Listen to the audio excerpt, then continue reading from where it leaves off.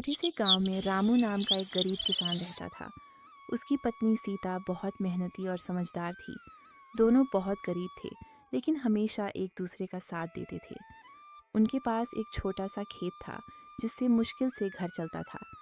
एक साल गांव में भयंकर सूखा पड़ गया। खेत सूख गए और सारी फसल खराब हो गई। रामू दिन रात चिंता में रहने लगा। अब क्या होगा सीता? घर में अनाज भी खत्म होने वाला है। चिंता मत करो जी, भगवान सब ठीक करेगा। रामू, अगर खेत सूख गए हैं तो हम कोई दूसरा रास्ता ढूंढेंगे। अगले दिन सीता ने घर के पीछे पड़ी खाली जमीन को देखा। उसने सोचा कि वहां सब्जियां उगाई जा सकती हैं। उसने यह बात रामू को बताई। क्यों ना हम यहाँ सब्जियां उगाए? इतनी छोटी जमीन से क्या होगा?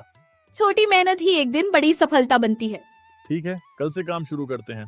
दोनों सुबह से शाम तक मेहनत करने लगे। धीरे धीरे पौधे बड़े होने लगे और उनकी बाड़ी हरी भरी हो गई। कुछ महीनों बाद वे सब्जियां बाजार में बेचने लगे। गांव वाले उनकी मेहनत देखकर प्रभावित होने लगे। रामू, तुमने तो कमाल कर दिया। ये सब सीता की समझदारी का नतीजा है। मेहनत और भरोसा कभी बेकार नहीं जाते। कुछ समय बाद अच्छी बारिश हुई और खेतों में फिर से फसल लहलहाने लगी। अब रामू और सीता की जिंदगी पहले से बेहतर हो गई थी। रात को दोनों घर के बाहर बैठकर चाँद को देख रहे थे। अब मुझे यकीन हो गया है कि मेहनत कभी हारती नहीं। पति पत्नी का असली रिश्ता मुश्किल समय में साथ निभाने से बनता है।